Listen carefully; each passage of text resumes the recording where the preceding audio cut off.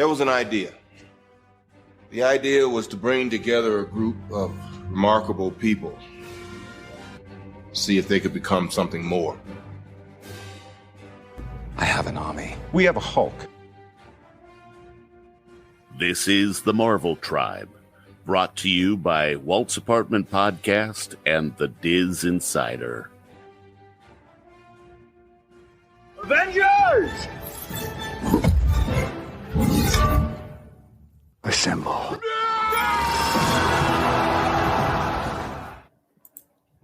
Hello, everyone, and welcome to the Marvel Tribe. We are a group of excited and passionate individuals who have come together to share our love of all things Marvel. We are brought to you by Walt's Apartment Podcast and the DisInsider.com. I'm Sam, and today I am joined by our amazing group of Marvel nerds, the Blurred Hulk David and Breanna. How are you guys tonight? Doing good if I can figure out this freezing stuff. So, well, stop doing that because that's not your superpower. Breanna, how are you? I'm great. All right. From the big screen to the small print, feel the pulse in your chest so you know you're alive. One team, one love. it's the Marvel Tribe. Dun, dun, dun. We got to get the thematic music that comes in, just like drops. We can. Like, I could totally do that. I'm down. We would just have to teach Shawn how to do it, but that's fine. Test your little audio engineering skills. I'll take him under my wing. Well, I mean, I could do it. I know I could do it. It's up to Shawn, though. So Nice. All right. So we're here to talk about Moon Knight. Yes. Episode 1 is out. Yes. Overall thoughts so far? All right. So I'm going to say this because I always do this for all of the shows. I kind of try to pair it with previous shows or movies and stuff like we did with Hawkeye, and it was kind of like Die Hard, the original Die Hard, just that kind of setting. Well, this to me had remnants of Indiana Jones, The Sixth Sense, and Fight Club. So that's where I'm dropping that off there. So, Breanna, what were your overall thoughts of the first episode? I thought it was great. It was instant intrigue going in, and then watching it a second time, you just catch so much more. Like the first time I watched it on a TV with no subtitles, and the next time I watched it with headphones and subtitles, and I just caught so much more. And I love when I get a show that where I can keep watching it and that rewatchability is so important. So for me, if you haven't listened, David and I actually went on to Disney Universe podcast, their Marvel show, and did an introduction to who the Moon Knight character is. So if you want to head on over there, you can listen to that. We'll dive into a little bit here, but if you want like a deeper dive, we did that over there on Disney Universe podcast. But my overall thoughts were super excited for the Egyptian tie-ins, because I feel like that's something that's currently lacking in the MCU, where in the comics there was a pretty good representation. And I like seeing like that multicultural aspect being added in. And then there were so many different plot levels just like layered on top of each other that I can't even begin to guess where they're going to go with this series. There's a million places they could go, and it can unfurl in a million different ways because of the dissociative identity disorder that I don't even know where to start. It's so let me do this because we during our description of Moon Knight amount too, but come back here. We were kind of describing some of the different personalities and stuff, and one of the personalities that we got to see in the trailers and stuff was of Stephen Grant, which it looked like it was kind of the story built around him, and then Mark Spector, who is the original person who is like that's his persona. Stephen Grant is one of his personalities. Now, what they do is what they did with Stephen Grant, and this was kind of so in comic book lore or just superhero lore, when you have secret identities or alias identities and stuff, they either give you get the Batman treatment, or you get, I call the Superman treatment. And what I mean by that is you have that persona who is like this playboy billionaire, really rich guy and stuff, kind of aloof to society, like Tony Stark or Bruce Wayne. Or you get this Superman treatment who is just this mild manner, little dorky kind of farm boy. So the kind of mediocre. It's like Peter Parker and Clark Kent.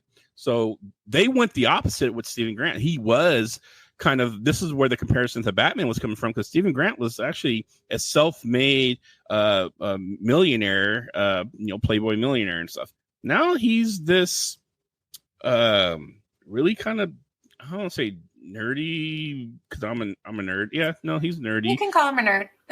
He works in the museum, kind of has a mild mannered job, kind of, he's kind of lonely, he's just a vegan. Not that that's a bad thing. He's just this kind of, mild mannered guy and stuff. So I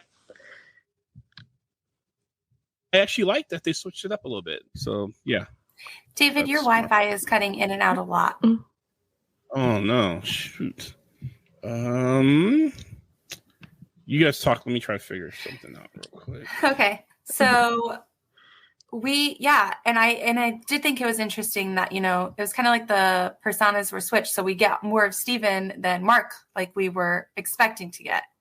And then David and I had a conversation on Disney Universe about whether, the speculation behind whether it really is multiple personalities, whether this was created by, his superhero powers, whether he actually had the superhero powers and that was like fighting for his personality.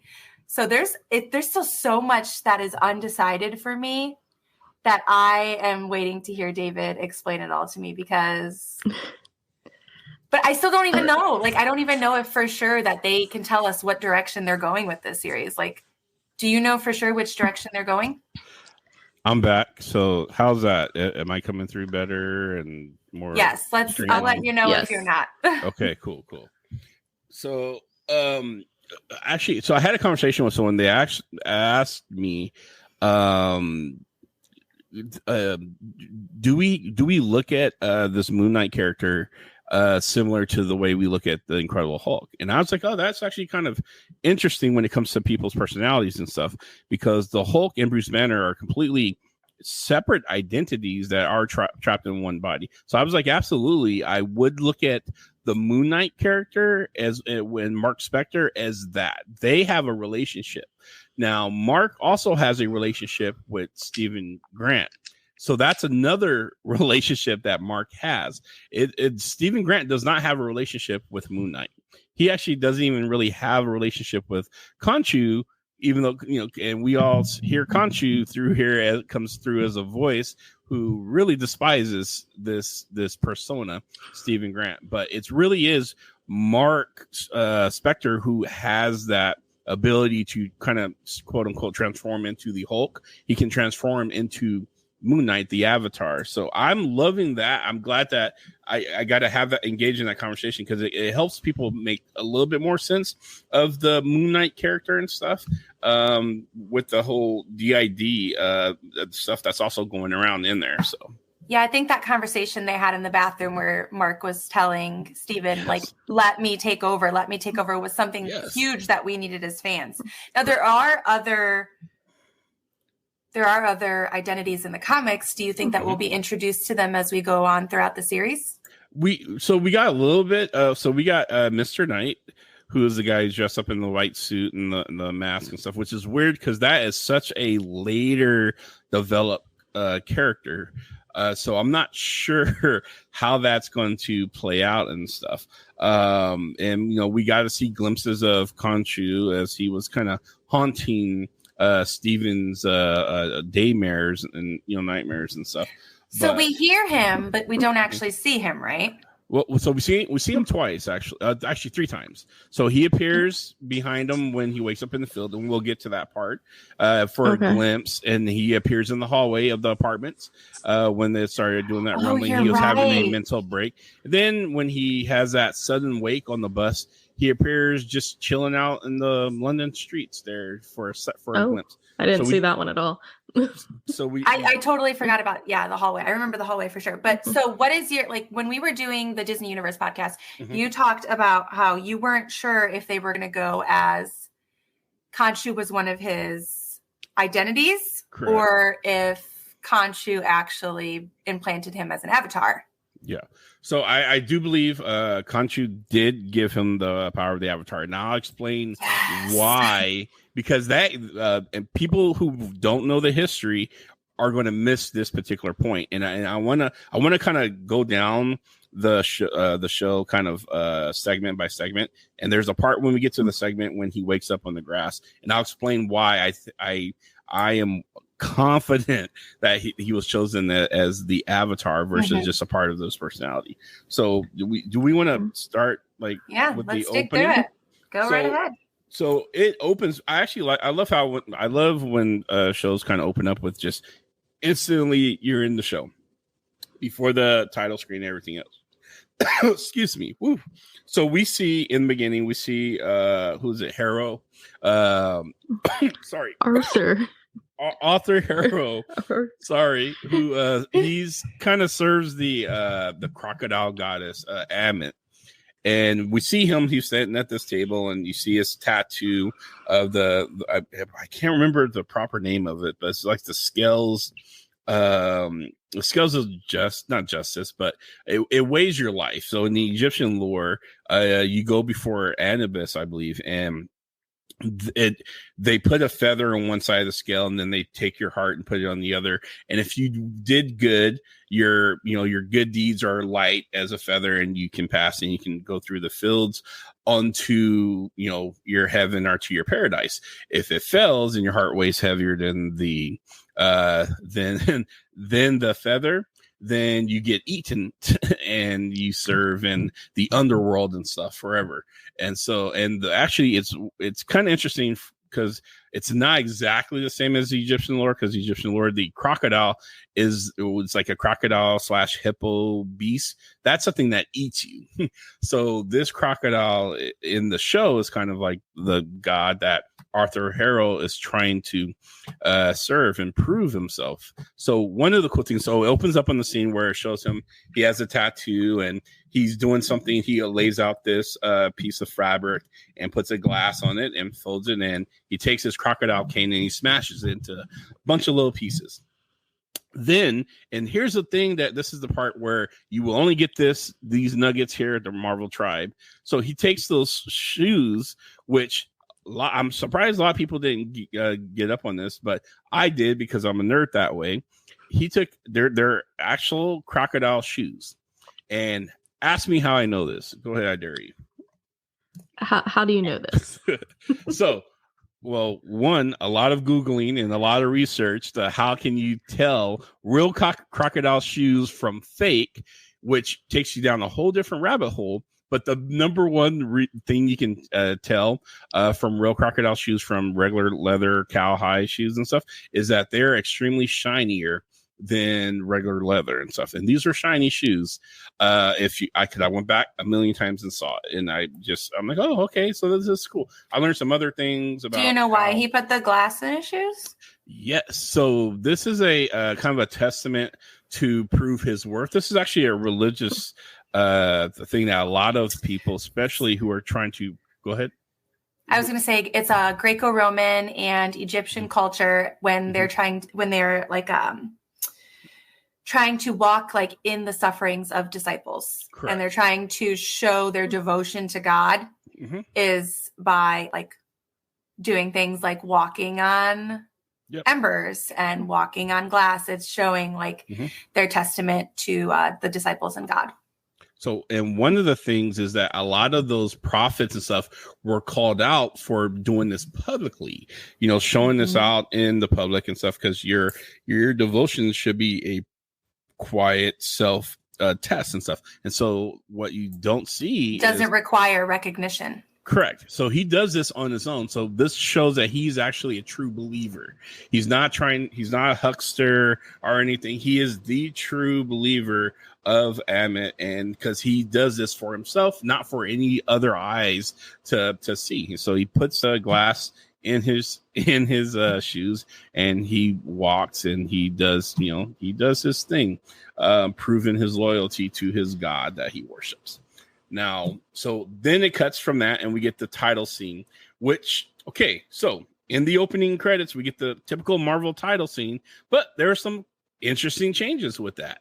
One of those changes is one of our mighty heroes, which Sam might actually appreciate this, is no longer in the title scene. Spider-Man is gone. Bye, Spidey. His stuff is not there. I'm assuming only because it's a Sony thing or whatever. But he got replaced by two new characters. He got replaced by Shang-Chi, and he got replaced by the Eternals, or the group of Eternals. So not two characters. There's like more characters, but yeah, that was kind of weird, but it makes sense. Spidey really is a Sony property, even though it's a Marvel character. So yeah, I'm sure we didn't want to pay Sony just to show Spider-Man in the title credits. I'm assuming that's why they did it. But yeah, so that was interesting. They played the song. It was a Bob Dylan song. I'm not too familiar with Bob Dylan's songs, but they played that "Every Grain of Sand" is what I had to look it up when Arthur Harrow was doing his little ritual and stuff.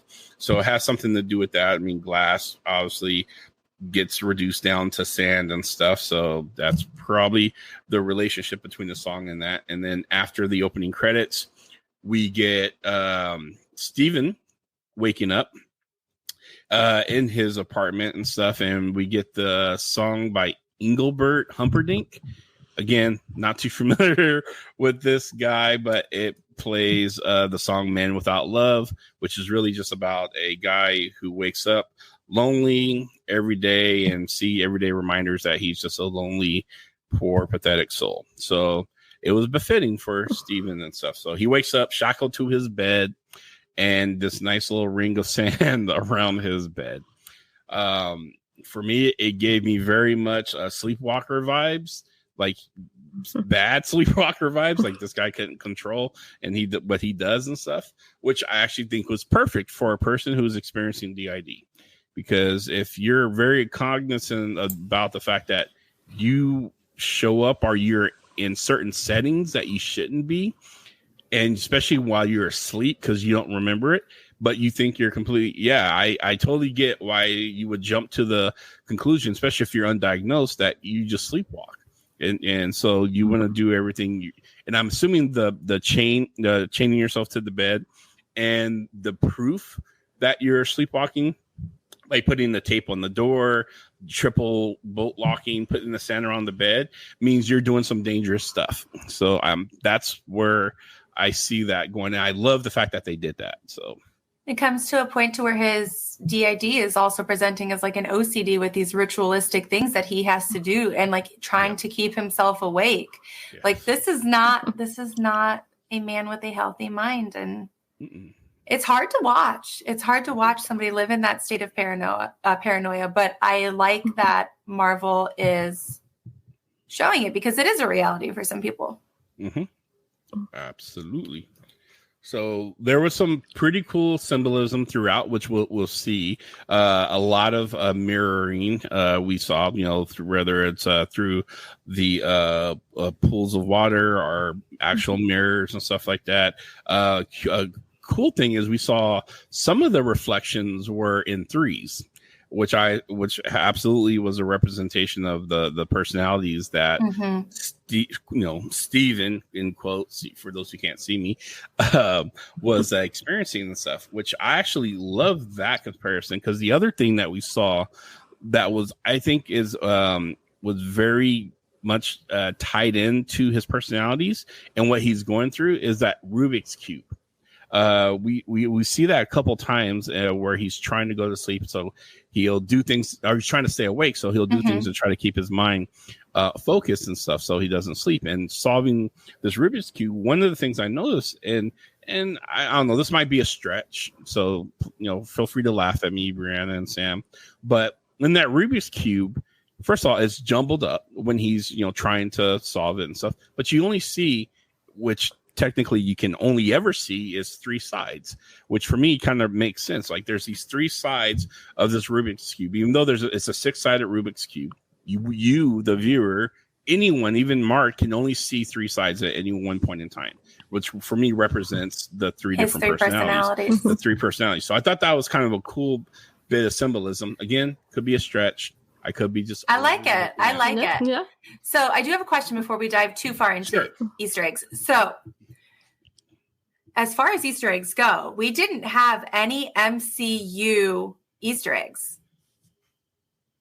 One. Did we have one? Mm-hmm. We had one tiny one, and this is part of my rabbit hole stuff.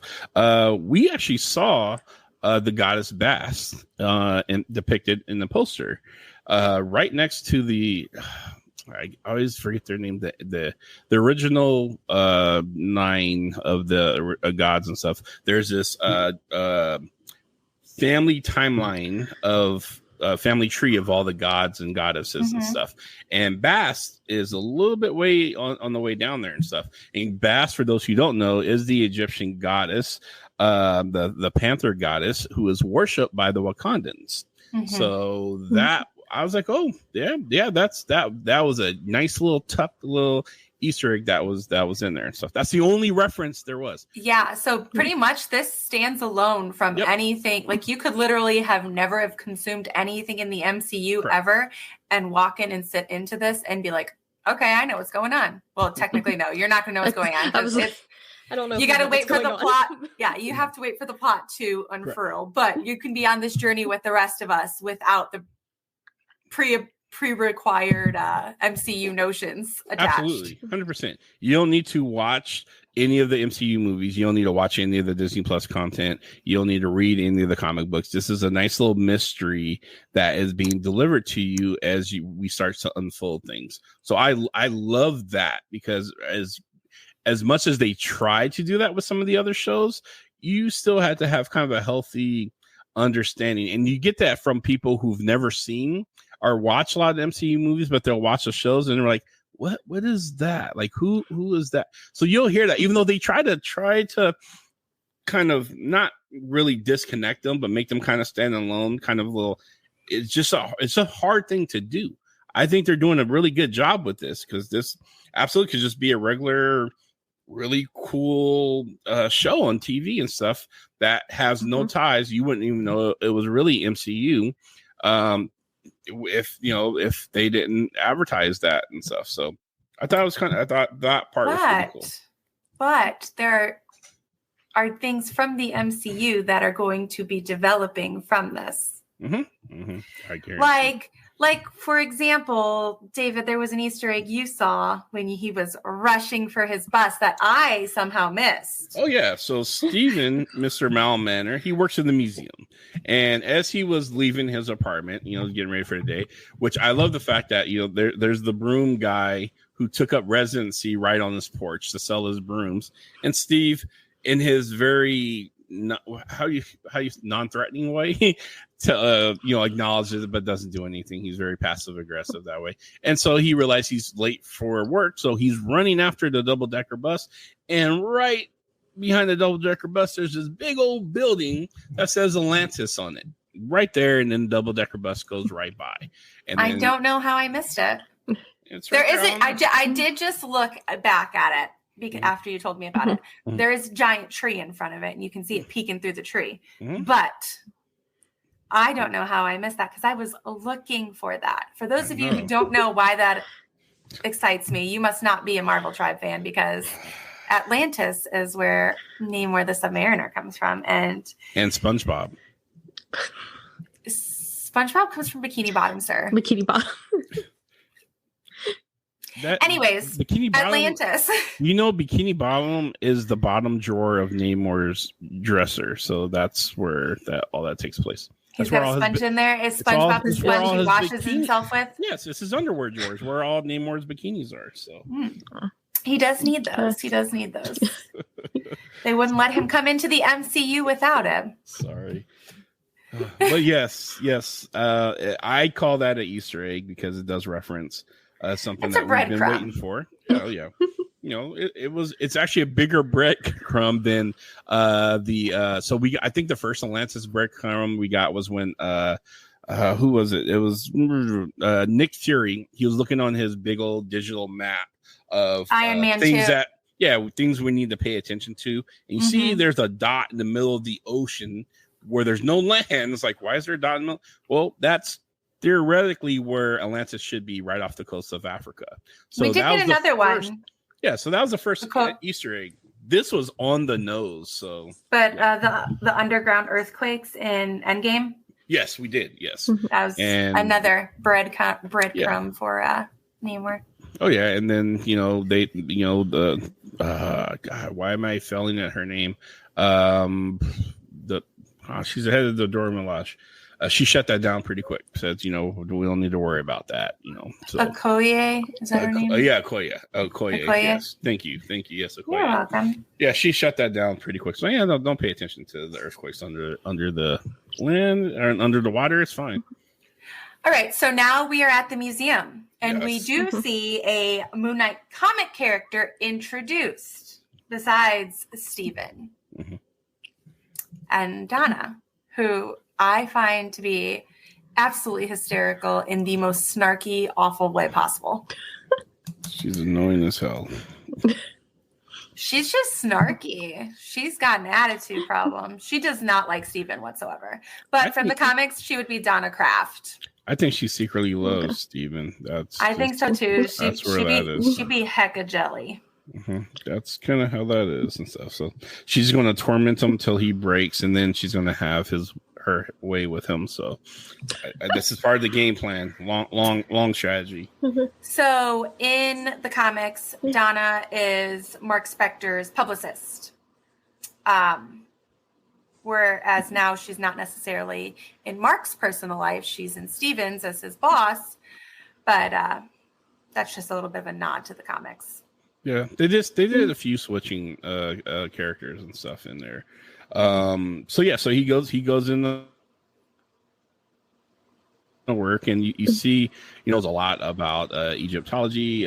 He's talking to a little girl who is using one of the ancient pyramids as a trash bin to stick her gum or something in, and so that's where he's talking to her. I think so.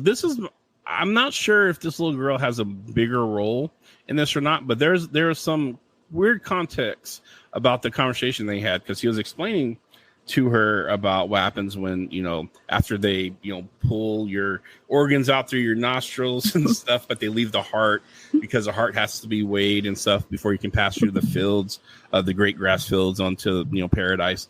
And she straight up looked at him and says, so if you weren't worthy, you won't pass. So is that why you didn't pass through the green fields and stuff?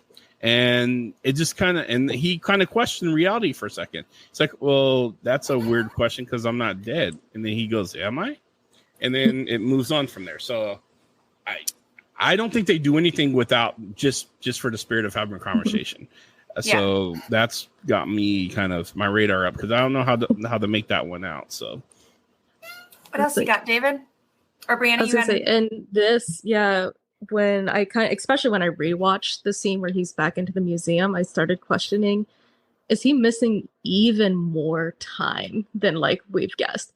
Everyone's calling him Stevie, and at first I thought it was a disrespect thing, and no one respected him. But now I'm like, is Mark going into his job and calling him Stevie? And because everyone's calling him Stevie, he doesn't know about this date. Nope. Oh, there's so many little gaps that they're he just looks like he's missing in his job. So I'm I don't know. I'm taking it as, obviously we're learning now that this museum's definitely part of the plot and things are happening. Is Mark watching over the museum and Steven is losing a lot of time? Yeah, and they do tell us later that, obviously when he misses his date and realizes it's not Friday and it's Sunday. Right. And that he is missing those huge gaps. Just there was I'm we're missing even more time than what is being showed. For sure. And I love how Steven's handling it like it's no big deal. Like when the his boss or when the girl was like, hey, so we're in for Friday for steak and stuff, and he's like, what? Yeah. And at this point, he doesn't realize that he has dissociative identity disorder. He doesn't realize he has multiple personalities. He just thinks he's some guy who sleepwalks and has no idea what's going on in life. So yeah, he's like, you asking me out and stuff, and then she laughs and it's like, see you Friday, and he's like, yeah, sure. And then his boss comes over. It's like, wait, you're taking her out for steak? You're a vegan. He's like, what does a vegan eat at a steak restaurant? Well, he's like bread, salad. None of your business. And then he eventually orders a freaking steak and has no idea how to order a steak. Oh, I love that scene. I was dying because they were like, he's like, good. And then they're like, well done. I'm like, oh my. Oh, don't do that. That's yes. He's like, I want your fanciest bit of steak you got. I was like, the fanciest bit, the best bit. I want the best bit. The best bit. Okay. Oh, I love that. So here's the thing that I have not heard anyone actually talked about, and I don't know if this is a spoiler or not. So, but I'm gonna say it because before the date when he goes back to his apartment and he's going to bed. He's doing his rituals, how to stay awake, doing research on Egypt stuff, feeding his one fin fish, Gus. I believe, is it Gus? Yeah, I think Gus is the fish. Gus sounds right. Yeah, one fin that swims in circles and stuff. And he's doing the whole little Rubik's Cube toss and stuff like that. And then he wakes up in the middle of a field. This is a part I think a lot of people missed. So he wakes up in the middle of the field. He has a broken jaw. He's obviously like a broken human being and stuff. He's in excruciating pain. You can see the pain and anguish on his face. And you see his jaw starts to kind of re-heal itself. Anyone had a broken jaw, myself included, knows your jaw does not heal in a matter of seconds and stuff here. And he gets up and he's like, disheveled, and he's slowly kind of recomposing himself, and he's looking around, and he's like in a whole other country, and he turns around. There's this big castle looking building, and he sees this guy staring at him, and he kind of waves at this stranger. And I say stranger in quotes because I believe, and this is what I'm gonna put out there. I'm pretty sure this is true. So I'm gonna say spoiler. Ignore me for the next minute if you don't want to hear this, but Mark was the one, obviously, who went on this trip. He had a mission to go get that artifact, and somehow that artifact was in the castle there.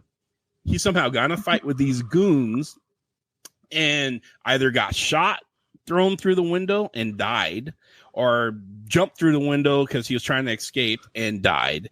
And we all know, not all of us know, Khonshu will not let Mark die because he needs to serve as his avatar. So he has a history in the comic books of resurrecting Mark. I think Mark jumped through that window or got shot through that window, fell to his death, broken jaw, broken bones, everything, and died. And Khonshu's like, no, and brought Mark back to life. And Khonshu did not get Mark. He got the dweeb, Steven. Why? And this is where we first hear Khonshu. He's like, oh, you gotta be kidding me. We get you wake. You're the one that wakes up. Bring back Mark. Yes. So I think Khonshu he resurrected a dead Mark Spector, and we only saw the tail end of that. We saw him being brought back to life, broken jaw, all this stuff starts to heal and stuff, and there's a hole in his jacket that looks like gunshots. So I think he might have gotten shot too. So, but yeah, I didn't hear anyone kind of talking about that or speculating that. But all right, spoilers over. But I think that's exactly what happened. So, can we rewind just a smidge? Absolutely. I've decided that I'm now going to see Mark everywhere. When he's with the Rubik's Cube, when Steven's with the Rubik's Cubes, is that jump cut to the books Mark? Or is that Steven still looking at the books? I believe that. I think that is Steven looking at the books and stuff. Because I was like, it was just kind of weird, and I'm like, I don't know. And then like when I saw that there was stuff highlighted in the books, that's kind of where I started like questioning it. But oh, absolutely. So I have kind of like a weird thing that is a Marvel specific thing. So when we think of the Asgardians and we think of the other, like Thor and Odin and Loki and all of them, we are introduced to them as basically aliens. Like they were gods that were brought to Earth, and they're aliens now. Like they are worshipped now because of their interactions with Earth. Mm-hmm. We hadn't seen that yet in this. We saw the introductions as traditional deities. Mm-hmm. But I think they've already kind of like layered it up for us by talking about the Ennead the most in the show, because the Ennead in Marvel Comics is adapted to be celestial beings from Heliopolis. Is that it? Heliopolis? I'm glad you have to say. I don't know the proper phrase for that, but yeah. Yeah, I think it's Heliopolis. So they are the same way as Asgardians, where it's like they are celestial beings that come to Earth and become worshipped because of their interactions with those on Earth, like the Asgardians were. I just thought it was interesting that so far, though, they have just introduced the Ennead mostly, but they are still introducing the gods and goddesses, whatever, to us as traditional deities. Correct. But I think that it's coming, where it's like the Ennead is going to take over and they're going to be aliens, because that's the thing that Marvel does. Well, yeah, I agree. I think we're actually going to see more avatars representing these different gods and goddesses and stuff. Yes. So, yeah. So I'm super excited. One of the other things, when you're talking about it was a Mark or Steven reading those books and stuff like that. Another little piece is when Steven wakes up as Steven again, and this is going back to the Rubik's Cube, you always see the Rubik's Cube solved.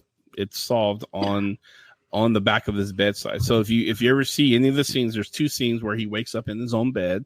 Both times the Rubik's Cube is solved, but when he's trying to stay awake, they're completely in chaos. They're not solved. So I think Mark is, after he goes on whatever missions or whatever he does, he solves that Rubik's Cube. He's trying to put as much normalcy back into Steven's life as he possibly can and stuff, because he needs Steven.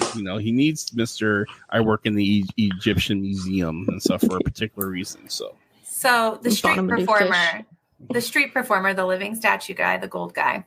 Oh, yes. Did you notice what he called him?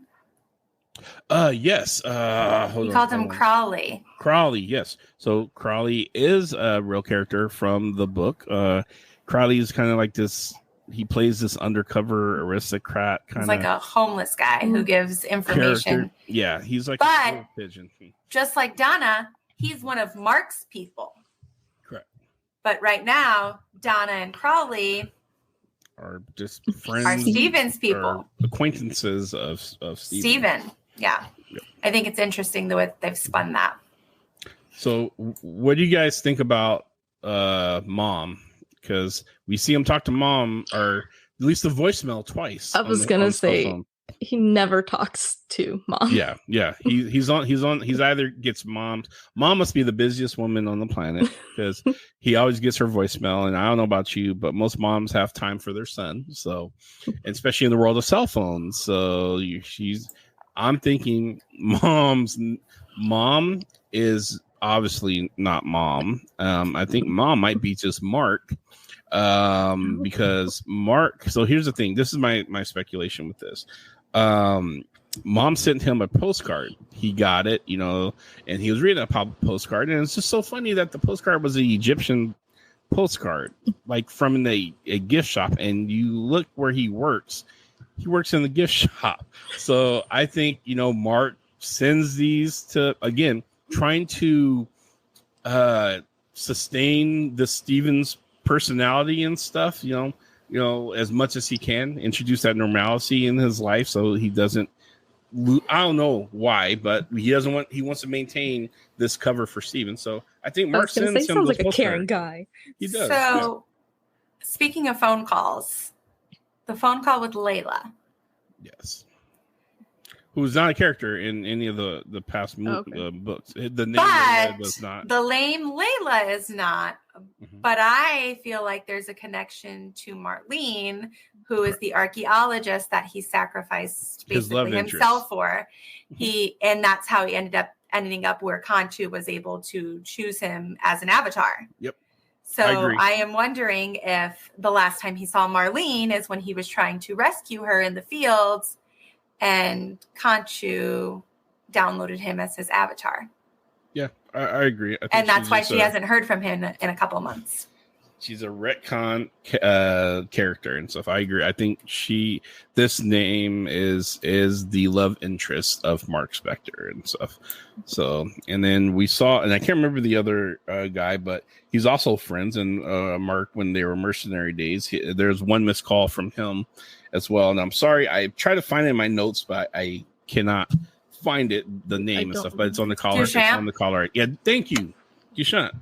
Yes, so that is the guy who helps make weapons and do all kinds of things to help Mark with his persona and stuff. So Duchamp is a very trusted colleague of Mark Spector's. So I thought that was cool little Easter egg as well that was in there. It's interesting how they've decided who is going to be a Steven connection and who's going to be a Mark connection. Mm-hmm. It's just so there's so many plot twists that can unfurl, and I just want to see what happens. And I just want more. And you notice we'll get episodes with Mark. Oh, sorry. Do you think we'll get episodes with Mark as like the point of view we're watching? Oh man, I hope so. I sure hope so. I think they should go back and forth. This would be cool. The greatest thing in TV for me in TV history is to play out. It's kind of like Memento and stuff. Like you play one version of what one person's experiencing, and then you play the other version of what, and you kind of get to piece those together. The answers, and yeah. Oh my God, I would love to see. To be either proven right or wrong that Mark was killed and thrown out the window and how he got there and stuff, and how he woke up on the bus from the elevator, when Khonshu was, chasing him down the hallway. Like, I would love to see the opposite sides of that. So I would love to see how a gift shop employee at a museum can afford an expensive London apartment. How you know? That looks like a pretty dumpy apartment, though. I don't know. Apartments in London. Are they? They're pretty spendy. Mm-hmm. They're pretty spendy. And my thought is, like, is Mark funding his living arrangements and Steven is, like, clueless as to who pays his rent? Could be. It could be. I was like, also, I feel like it's just a trope in TV shows that they always have. It is. They can't afford. Yeah. It is, but also, like, there's a lot of foreshadowing, too, in the outward flashes to the moon, what he's wearing to bed. He always wears white in bed. His conversations with himself in the mirror. There is, like, a lot of foreshadowing to his superhero powers, too. There's so much to digest in this show. Mm-hmm. And it's so weird than the other shows that we've done. It's much weirder because, like, those shows we could tie MCU connections into. And this is just like, it's either a brand new experience or you have some background from the comics. Oh, yeah. And even when it's a brand new experience, if you didn't have background, it's a whirlwind trying to keep up, but it's worth it to try and keep up because the plot is just going to keep unfurling more and more. And I expect nothing less than mind-blowing reactions. No, absolutely. I like I said, I'm here for it. This is going to be a really cool little roller coaster ride and stuff. And they do a pretty good job with the details in this, like in the scene. So back to the field, the town that they're in, which I didn't pick that up, but he's running away from the goons that are shooting at him, and he flips his hood over to blend in with the locals, and so it's a really nice white Assassin's Creed looking hood and stuff to kind of blend in, and you see Arthur Harrow, which really bring home the point that this guy's a cult leader, as he's walking through town and everyone's trying to touch him and kiss his hand, and like this guy is like he runs this town and stuff and he has all these cult follower true believers.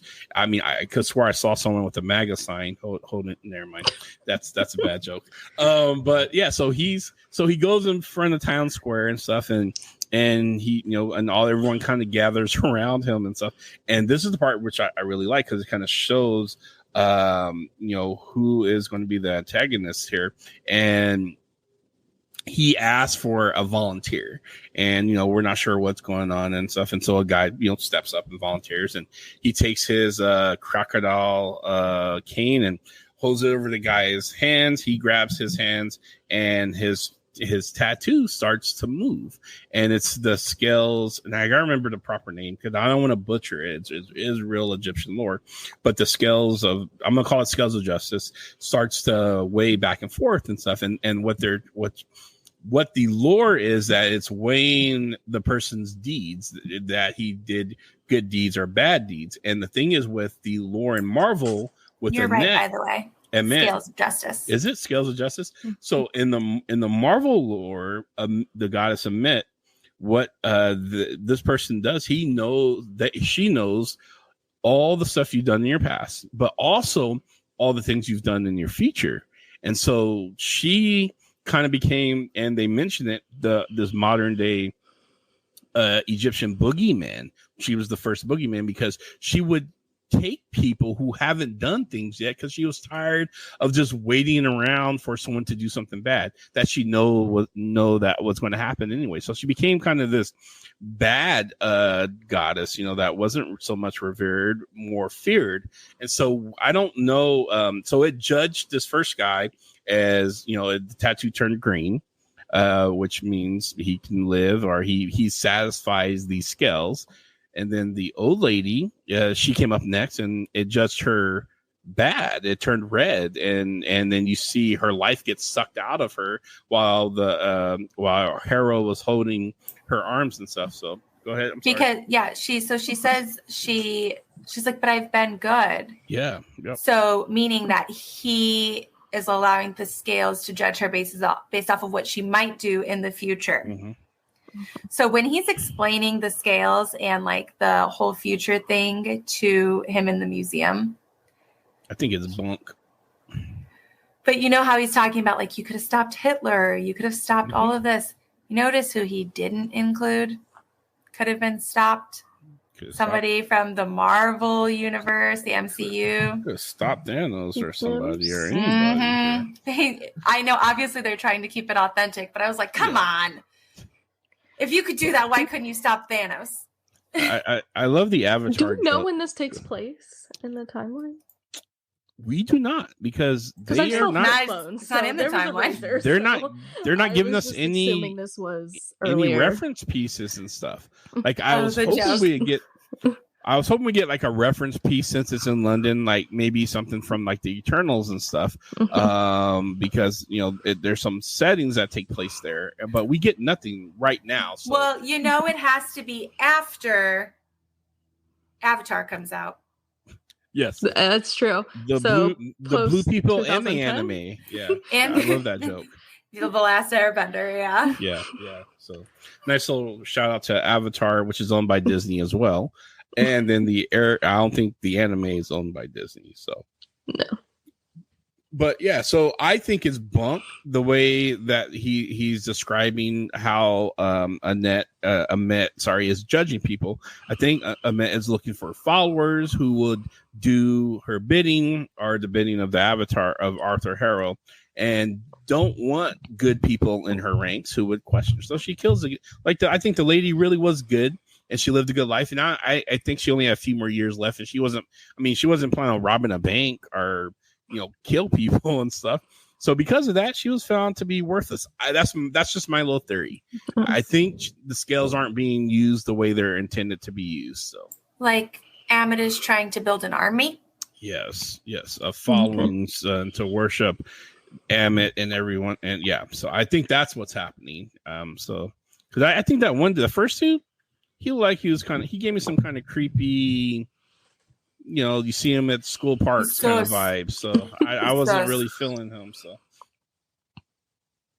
So, in fact, I'm pretty sure if you looked at I didn't even look at the end credits. I wanted to see how they described that guy. If they would have said creepy guy, then the nail would be on the head. But I didn't look. I didn't check. So, all right. What else do you got? Okay, so let's go back to the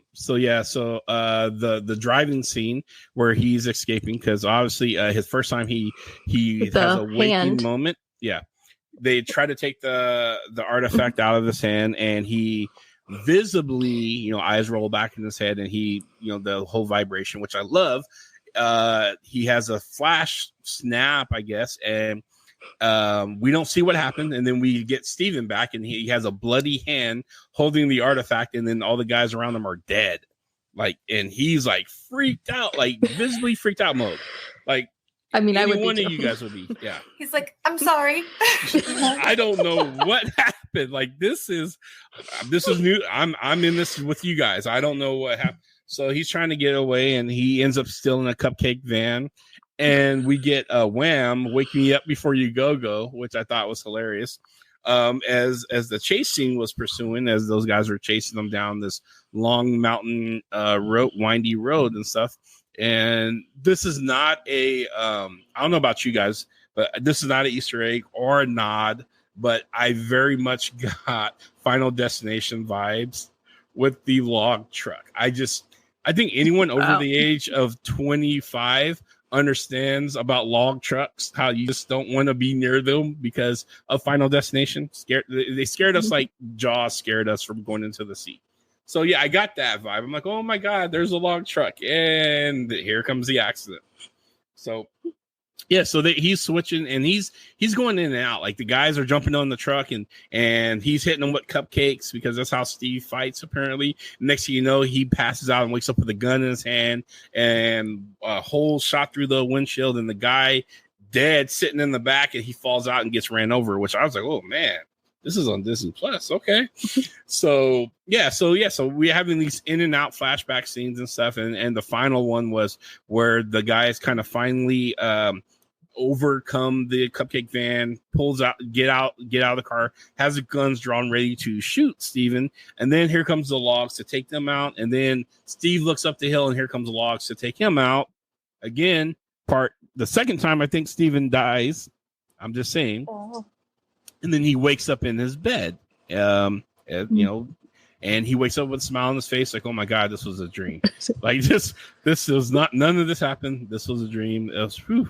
All right. So yeah, that's the kind of part where we're at now. Trying to remember what happens next. So after he wakes up, I think he's just kind of chilling in his apartment until he realizes his fish has 2 fins.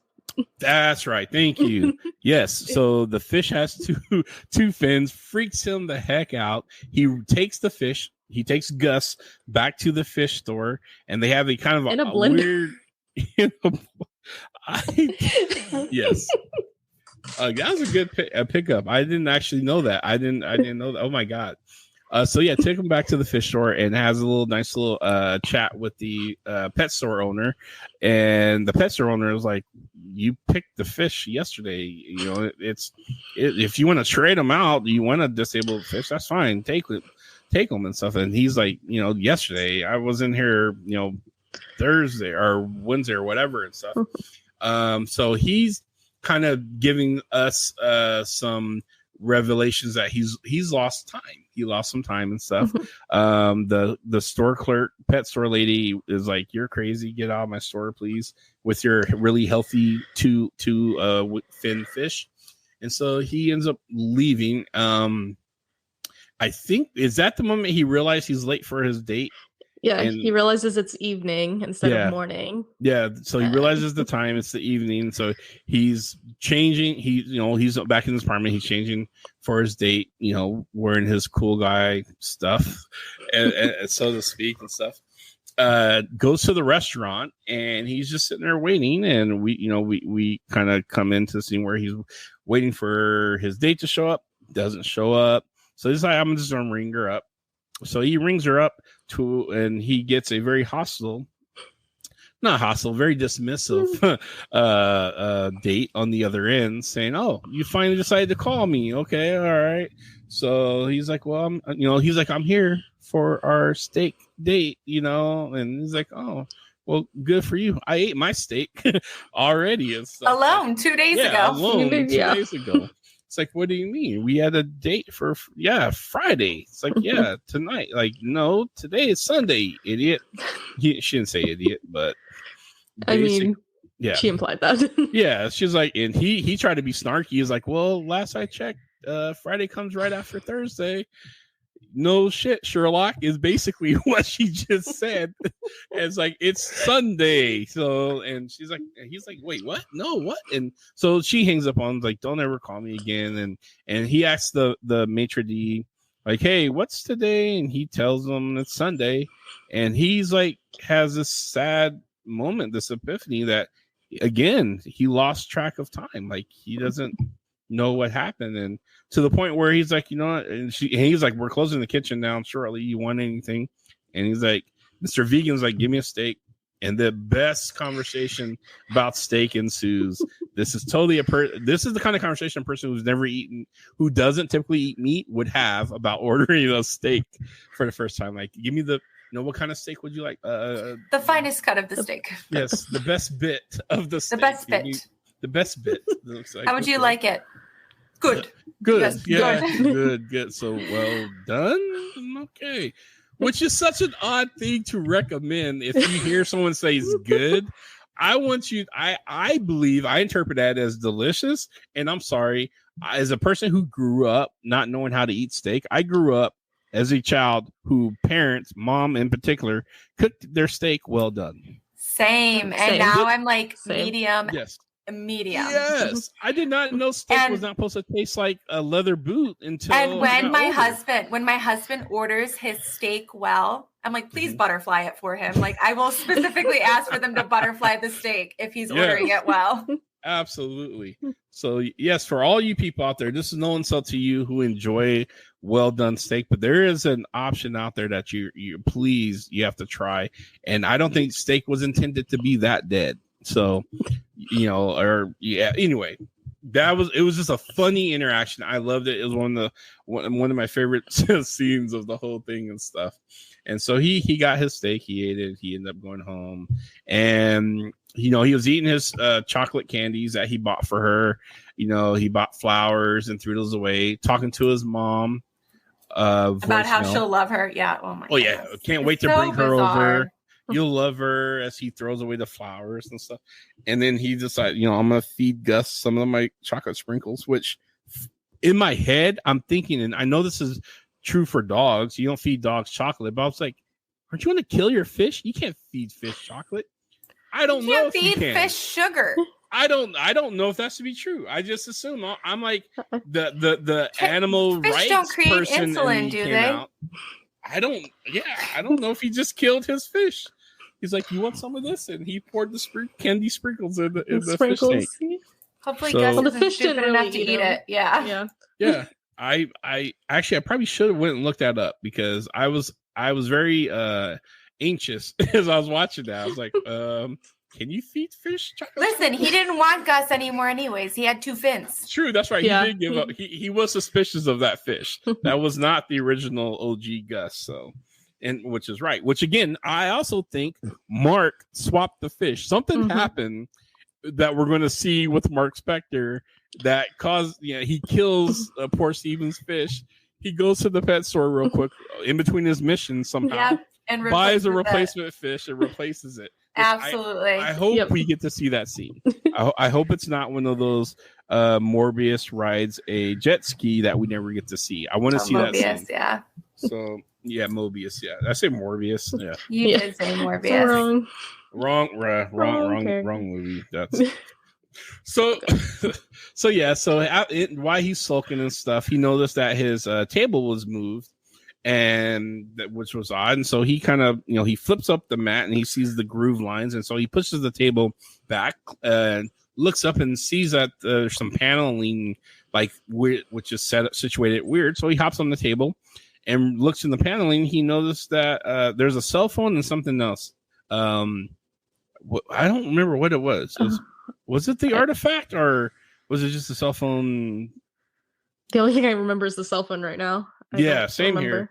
So he pulls out the cell phone, and he scrolls through and sees a list of missed calls from this Layla person and one missed call from Duchamp. And so then the phone rings because he turned it on. He was looking through it and he picks up the phone. It's like, hello. And the girl seemed relieved that the person answered. It's like, I've been trying to contact you for, was it months or weeks? Months, I believe it was months. Yeah, I was trying to contact you for months. She months. says months. Yeah. Yeah, and he's like, well, I'm just trying to figure out what's going on and stuff. Like, he's like, and she's like, what are you talking about, Mark? Like, he's like, who's Mark? Like, who's in? And then you hear kind of a disconnect, and the phone is dead. He's starting to have a freak out a little bit, and I think this happens when he starts realizing there's something else going on besides his walking in his sleep. I think this is where Mark kind of steps in, that personality, because he starts to freak out and he hears a voice, and he hears Mark's voice call him like Steven, like Steve. And he goes to the bathroom. It's like, all right, who's playing a joke on me? And he looks in the bathroom and it's dark and it's just no one in there. And he sees kind of, which I love the fact that it's kind of like that in your purview. You see something, but you're not sure if it moved. We got that with the mirror experience. Like he looked peripheral at the mirror, vision. The peripheral. We got that with him in the mirror. It's like, he was like, did I move? Like, is that me? And so he was looking in the mirror, and it was him, but it wasn't him. It was Mark talking to him, saying, "Don't do this. Don't put it. Just put the stuff back. Just basically go back to being Steven. Don't jump down this rabbit hole and stuff." And then there's a big earthquake, or at least Steven's world starts to unravel. That's what I took that as.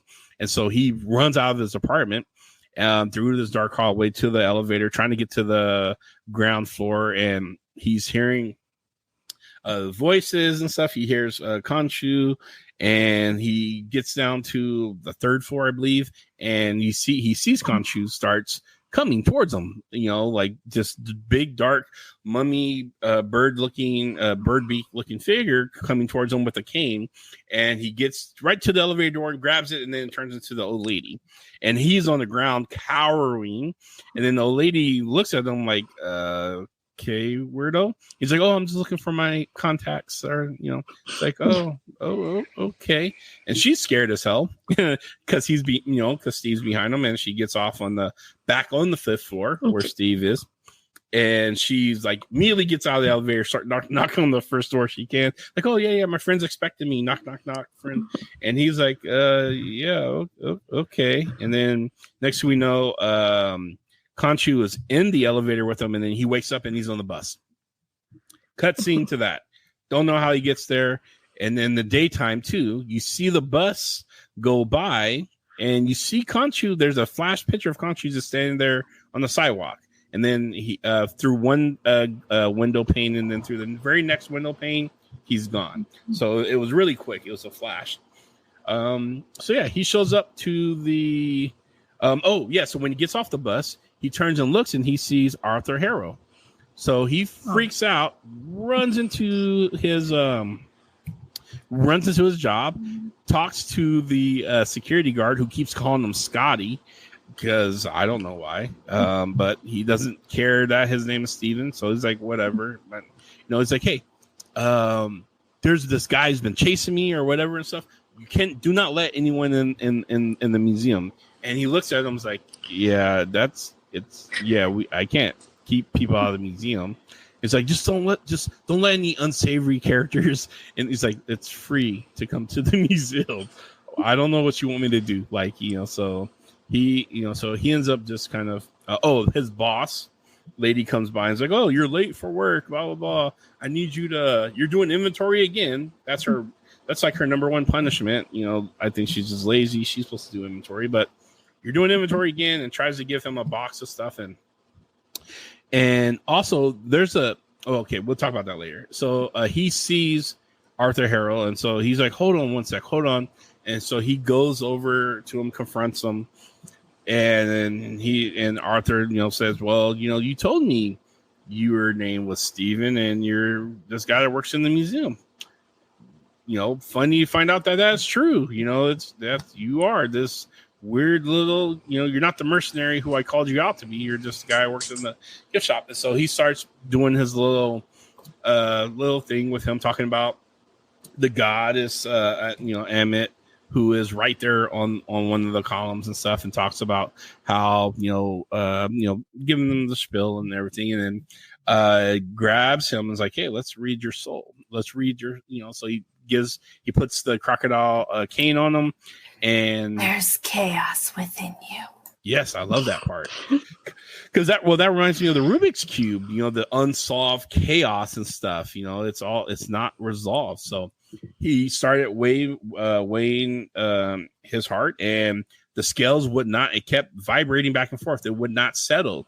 And so that's where he's like, oh my God, there's chaos in you. He was shocked just as much as the other one. And he mentioned about the Avatar as well too. So, with that, Steven ran away, and he went to go try to get help from the security guard. Security guard lifts up his sleeves and realizes he's a part of this cult. And then he goes the other way, and then these other people come forward and they pull up their sleeves to show their tattoo, their markings, and it's like, yeah, we're all part of this cult, dude. And so I think, how does it go? Because he ends up he's doing inventory, right? Because I think it cuts, like he either blacks out or something happens. Because I remember it's nighttime at the museum, and there's janitors mopping the floor, and he is still there. Yeah, so she told him he had to stay and do inventory.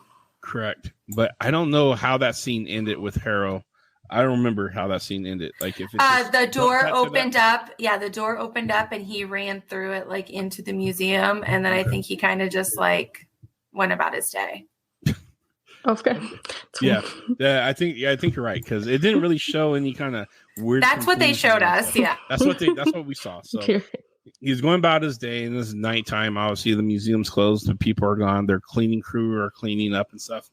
And he starts as he's kind of packing stuff up, he starts to hear this weird whimpering dog sounds and stuff.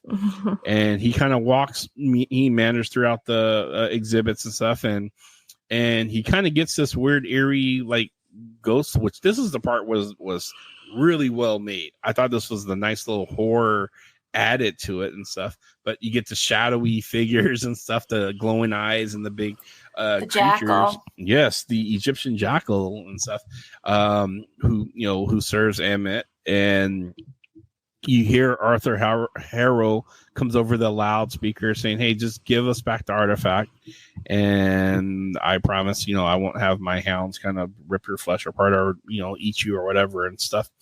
And Steven doesn't know what's going on, doesn't know why, anything. He's not sure what's happening. And so he sees one of the hounds, and so he runs and goes, hides, and he throws his bag, and the hound's jumps on it like a freaking vicious dog and rips his backpack apart. So he starts running, and this is where we get the chase, the demon jackals and stuff, and it ends up chasing them into the bathroom. And this is the part where we see Steve is in the bathroom full of mirrors on both sides, and you see three versions of Steve, and then one of them quickly turns to him and says, hey, he's like, Mark is talking to him. He's like, hey, you need to give me control. You need to, trust me. Like, hey, Steve, get a hold of you. And Steve is having the freak out moment. He's like, that was my scene. Yeah. That was my favorite scene. It's like, you're not real. You're not, I'm not, he's hitting himself. He's trying to make himself snap out of it. He's like, you're not real. He's like, listen to me. If you want to survive, you need to give me control. He's going over, he's having a full-on existential crisis moment. He's having a battle within himself. And Steve will not believe this is Mark, and Mark finally is like, hey, listen to me. The only way we're getting out of this is if you give me control, period. You want to live, do that. So Steve just finally just yielded. You see his eyes kind of roll back, and it does a little motion. And then at the time we hear the door gets busted open, and next thing we know, we see the cutscene where the jackal jumps Steven, and we hear where now there's a picture of outside the bathroom. We hear a brawl going on and everything else. We see a sink flies out the bathroom door, and then we see the jackal trying to run away, and he's being dragged back into the bathroom and stuff. And then we get the most awesome epic shot ever. We see Moon Knight for the first time beating the crap out of this demon jackal, killing it, bloody and everything, as he kind of turns, his eyes glows, he walks out, and then that's the end of the scene. And I'm like, yes, oh my god, this is going to be a great series from here on out. So yeah, that was the first episode. So I know we're a little over an hour, but I don't care. I could listen to you talk all day. I'm super excited and stuff. And so there's some Easter eggs that I actually found from online that I haven't really verified yet, but they tend to be true. So if you don't mind, I want to kind of go over that with you guys real quick. So one of them was, and I don't know if you guys found this, but there's a QR code that's inside a museum. It's on the wall where the gift shop is. You can actually scan that with your phone.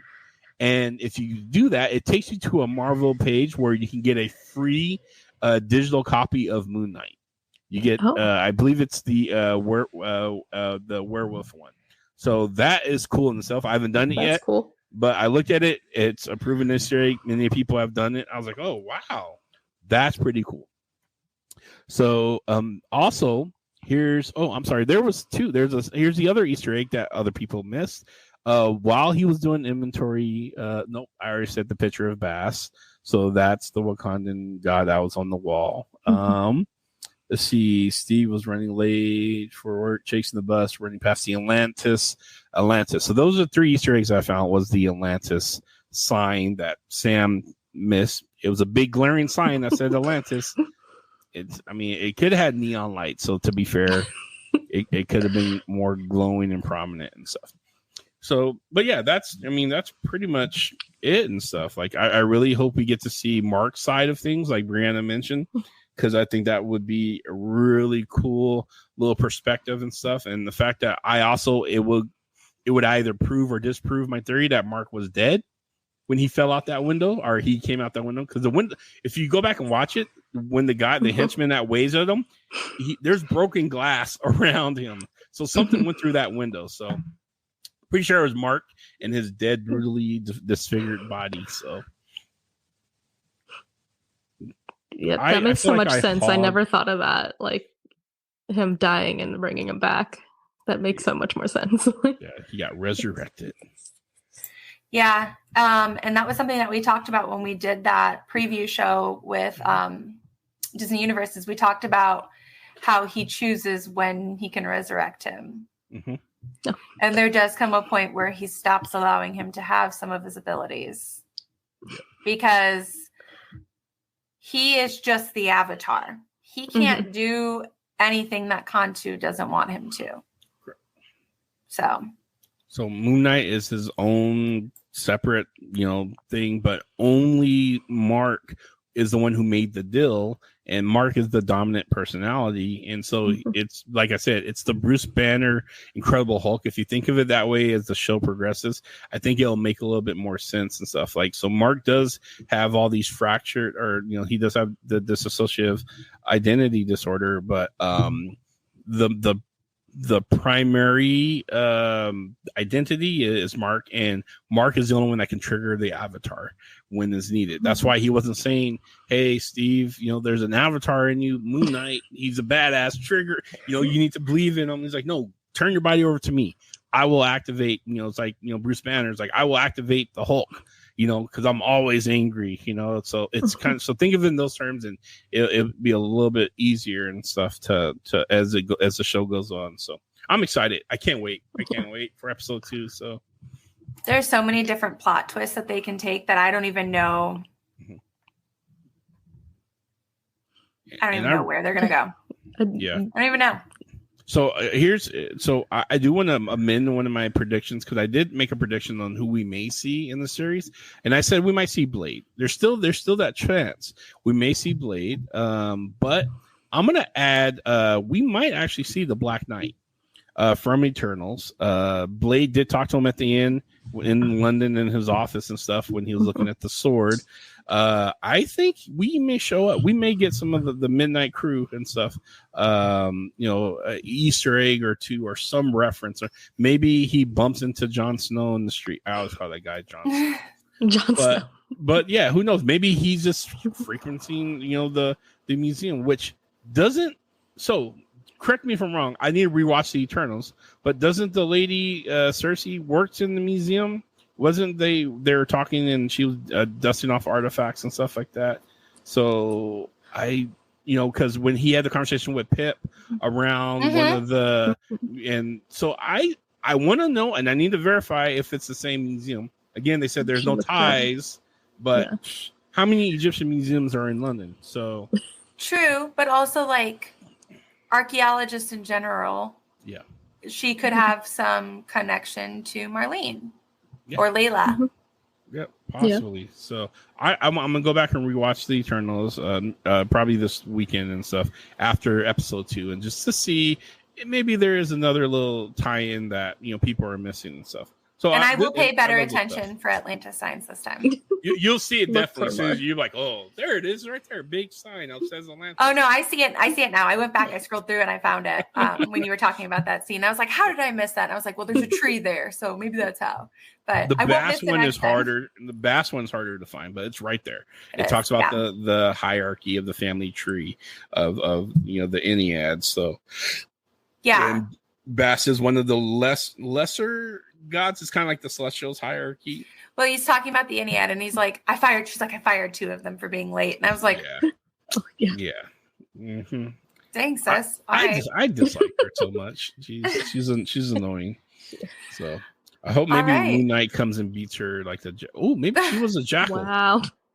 Maybe she was the jackal. Maybe she was a jackal and she's dead now. So maybe she's actually there to be like, oh my god. So here I'll tell you what, saving Grace, like his sidekick. Maybe, but here's the thing. I think if she's a jackal, this is the only way she could be the jackal in there. If Steven shows up, because Steven's gonna come back one of these episodes, and then she's replaced. Like, hey, what happened to? Oh, she doesn't work here anymore. She's the jackal. I'm putting money on it. I'm sticking with that. Because he killed her. Yeah, because he killed her. She's dead. So, he's alive her. I think that's all we have for episode 1. Do you guys have anything else? Nope. I don't think that's it. I talked a lot, so I apologize for. No, David, I could literally listen to you talk all day. And so can our fans, because that's why you're the Blurred Hulk. So, but I have fun. I can't wait. This is going to be a cool roller coaster. We're going to come back next Monday and do this again with the next episode and stuff. And I'm excited to have Sam and Breanna by my side as we watch and break down and digest and theorize what's going on with Moon Knight. So, yep. Facts. Yep, it's going to be exciting. So we'll see you next week. Thanks for joining us on the Marvel Tribe. Bye. Bye. Peace out.